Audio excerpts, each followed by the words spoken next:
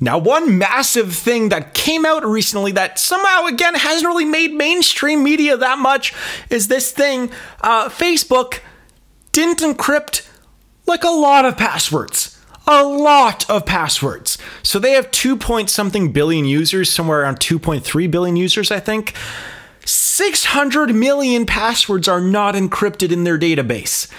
So what does this mean, by the way, from a tech perspective? Okay, so they're going to get hit with a giant fine here. And that's what I think is going to happen. They're going to have like 3 days to get to encrypt these passwords. By the way, they could probably do, you could make a script to encrypt these I could do it in probably 10 minutes, and then it would take probably a few hours to implement. So they're going to solve this issue. But 600 million passwords are not encrypted. What does this mean?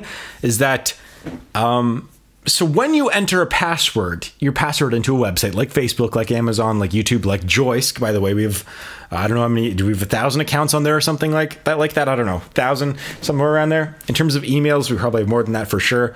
But yeah, so what happens when you enter a password is that if you were to type in your password, ABCD123, something that's really dumb that you should never do, by the way, what happens is that it gets entered into the database.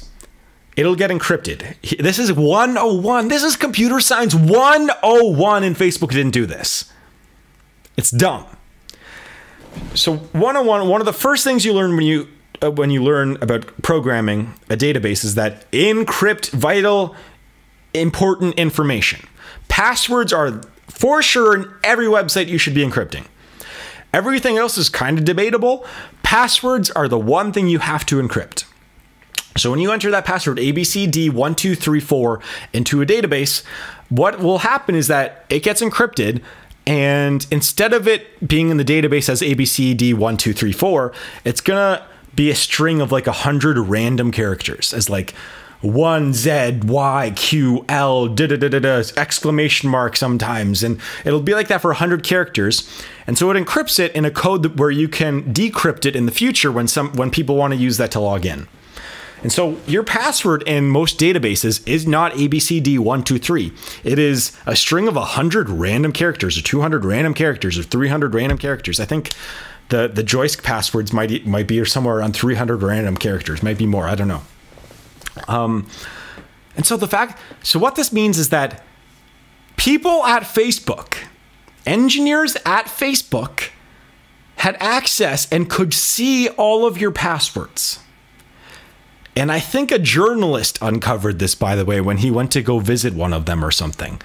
But yeah, it was like, that is something that should never happen.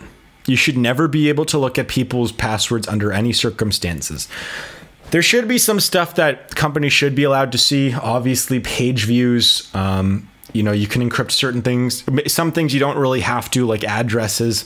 You can encrypt them too. It really depends on what information you are, but passwords you have to encrypt all the time. And the fact that engineers at Facebook had the power to go and look at everyone's passwords and emails. Nothing else was encrypted, by the way. I think Messenger might be encrypted, but like emails and passwords are not encrypted. So engineers could go into anyone's accounts if they wanted to, just do whatever they wanted. But they didn't, I don't think. But having that capability is something that is quite scary. Like right now, if you wanted to go onto joisk.com, or if I wanted to go and hack into your Joisk account, I could not do that. I can like ban your account if I want to. I can suspend your account or delete it or something. But I cannot go into your account and do anything with it. I cannot change your information. I can't do that. All I can do is just really like ban you. That's it. And yeah, so that's kind of scary on Facebook, especially because there's so much personal information on Facebook. On Joisk, again, you have first name, last name, and address. That's really all we get, and an email, right? If you want to order something from there. Now, if you want to sell on Joisk, we have this like seller token ID, but again, we don't really get much from that, from Stripe. But like, we don't get much information. But the fact that this giant company did not do one of the basic things in computer science or programming for 600 million people. It's astounding. So what would happen? Again, these engineers have access to your accounts. What would happen if this happens all the time? A hacker got in there, was able to look at the database. What happens? Because here's what happens usually when a hacker is able to get access to a database is that all the passwords are encrypted. So they have access to the database. They'll try to do some things and brute force it and get through the encryption. A lot of the times that works, but they really can't get through a lot of, if your password is not 1, 2, 3, 4, A, B, C, D, as long as it's something like that, they cannot get into your account. Your password can be really, really long, 13 characters, uppercase, lowercase, special character, number, everything. And the hacker could just be able to, they could just see it and just take it and type into your account, and now they own your account. So out of everything here, that is the scariest thing about this is they've been known to leak data, and they don't even protect some of their data for, what is that, 20% of their users, 25% of their users? 25% of their users had unprotected passwords. Kind of crazy. So what do I think about Facebook right now, by the way? Here's also something I've noticed about Facebook too, just as a business. So what I've noticed personally is that I've been using Facebook ads for Joisk, and the amount of young people on Facebook is so much lower than it used to be. Like, I knew it was lower. It's like when I run a Facebook ad, and normally it would be mostly young people when I would run them 5 years ago. Nowadays, it's all people above the age 40. And I'm not targeting older people. I try to target a younger audience. Like younger, I don't target specific age groups, but I usually target things that young people are interested in. And just from my own, I've run ads now. We're talking hundreds of thousands of impressions. I don't know, might even be 1 million for all I know, in history. And it's so much swayed now to older people. I don't think that there's young. I mean, seriously, if Facebook did not have Instagram, if Facebook did not own Instagram, I would not be betting on Facebook as a company. But Instagram is such a skew. Now, here's the thing. When I run Instagram ads, actually, it's all young people. All young people. So, like, for example, for Joisk, actually, in terms of, now we've done deliveries for pretty much every kind of person, but like almost all the people that we deliver to, like the vast majority of people we deliver to are under the age of 25.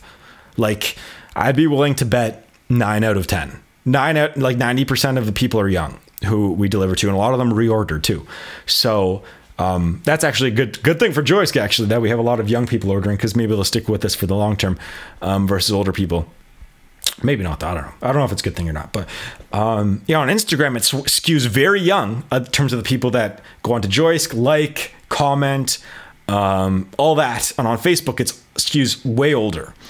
So Facebook as a giga company is going to be fine for now. But Facebook, the application, I'd say it's losing a lot of ground, but Instagram is bailing them out. So Facebook as the whole, as a company, is probably doing fine because Instagram's doing really well. Facebook's not doing so well. I tried out Facebook video. That's actually there are some aspects of Facebook that they've done well recently in the past few months. Facebook videos picked up. They're paying people now. Still, you can't really search for any videos. It's not a good platform if you're just starting out. You have to already be famous pretty much to get viral on there, or you have to pay. But Facebook as a platform, it's it's so weird. I mean, remember those days? Remember those days when you were a kid? Or at least I remember going on there grade 8, grade 9, whenever I joined, and all of my friends would post everything about their lives. Everyone. And it was really cool, and it was fun. You got to see what everyone was doing, what everyone was thinking, what everyone was doing, saw pictures, but the fun thing, whatever that you couldn't go to, you got to see what your friends from, 2 hours away were doing. Oh, they did this. Everyone was posting their thoughts. And now there's just a wasteland of old profiles. I mean, I used to be on Facebook a lot when I was in high school. Now I barely go on anymore. I just go on to post stuff, and that's pretty much it. post like onto my onto the Jack Chapple and Joisk pages.